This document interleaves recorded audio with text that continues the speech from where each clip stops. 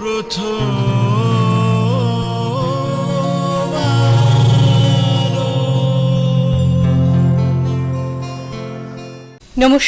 সুপ্রভাত।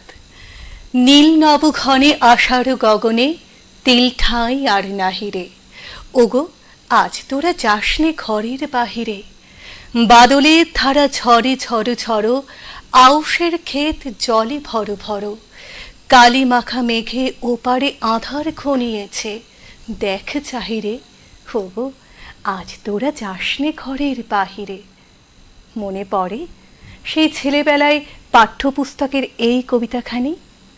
সত্যি আমাদের এখন ভরপুর আষাঢ় মাস চলছে, তাই তো কখনো বাদলের ধারা ঝড়ো ঝড়ো, কখনো ঝিরি ঝিরি অবিরাম ঝরে চলেছে। আজকে যখন আসছিলাম স্টুডিওয়, বেশ আমি কিন্তু ছাতা নিয়ে হাঁটতে হাঁটতে এই বৃষ্টির মধ্যে আসলাম। মনটা বেশ বৃষ্টি সিক্ত বলবো, বর্ষা সিক্ত বলবো, মনটা অন্য রকম একটু হয়ে গেল। আর বিশ্ব ব্রহ্মাণ্ডের সাথে যদি আমরা একাত্ম হতে পারি, তাহলেই বোধহয় ঈশ্বরের সান্নিধ্য আমরা পেতে পারি, তাই নয় কি? এবং তিনি তো কোথাও নির্জন স্থানে আবদ্ধ নন, তিনি সর্বত্র বিরাজমান, তাই তিনি সকলের আনন্দ ধন, তাই সেই আনন্দ আমরা সকলেই ভাগ করে নিতে পারি, তাই না? তার কাছে তার সান্নিধ্য পেতে গেলে এই জীবজগতের প্রতিটি বস্তুর মধ্যে আমরা কিন্তু তাকে খুঁজে পাই। তার এই ঈশ্বর সাধনা সত্যিই সার্থক হয়েছে। আর তিনি তো আমাদের কাছে পরম ঈশ্বর, রবি ঠাকুর, তাই না? আমাদের প্রাণীর ঠাকুর, নৃভীত দেবতা তিনি আমাদের। তাকেই আমরা স্মরণ করছি গানে গানে, এবং শিপ্রাদি একটির পর একটি গান আমাদের রবি ঠাকুরের প্রতি শ্রদ্ধা নিবেদন করে গাইছেন। এরপরে যাব, কিন্তু তার আগে একটি ফোন কল আছে। হ্যালো, নমস্কার, সুপ্রভাত মিস্ত্রি। সুপ্রভাত শঙ্কর বাবু, ভালো আছেন তো? হ্যাঁ, একদম ভালো আছি। দিদি, আপনি ভালো আছেন তো? হ্যাঁ হ্যাঁ, বৃষ্টি হচ্ছে ওদিকে?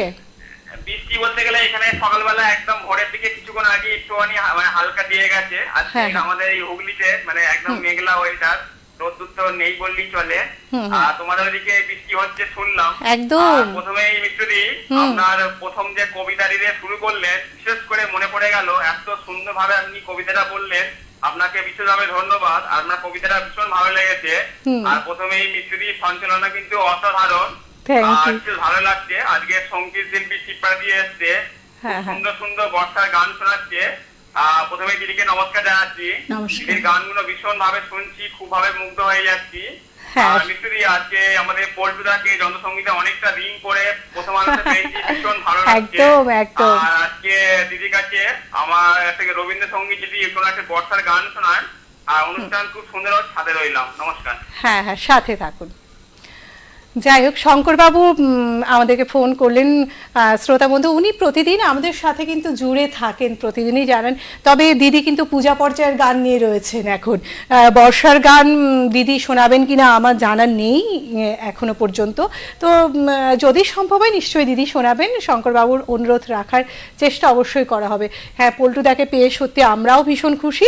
আর হ্যাঁ, কবিতার কথা যেটা বললেন শঙ্করবাবু, ছোটবেলার কথা যদি মনে পড়ে এই কবিতার সাথে, সত্যি আমারও ভীষণ ভালো লাগবে। কারণ আজকে রাস্তায় আসতে আসতে আমার কোথাও যেন এই কবিতাটার কথাই মনে পড়লো, কারণ আষাঢ় মাস এবং বৃষ্টি পড়ছে, তাই দেখে মনে হলো দু লাইন একটু কবিতাটা সকলের সাথে ভাগ করে নিই। কারণ এই স্মৃতি আমাদের কিন্তু সেই ছোটবেলায় ফিরিয়ে নিয়ে যায়, তাই নয় কি?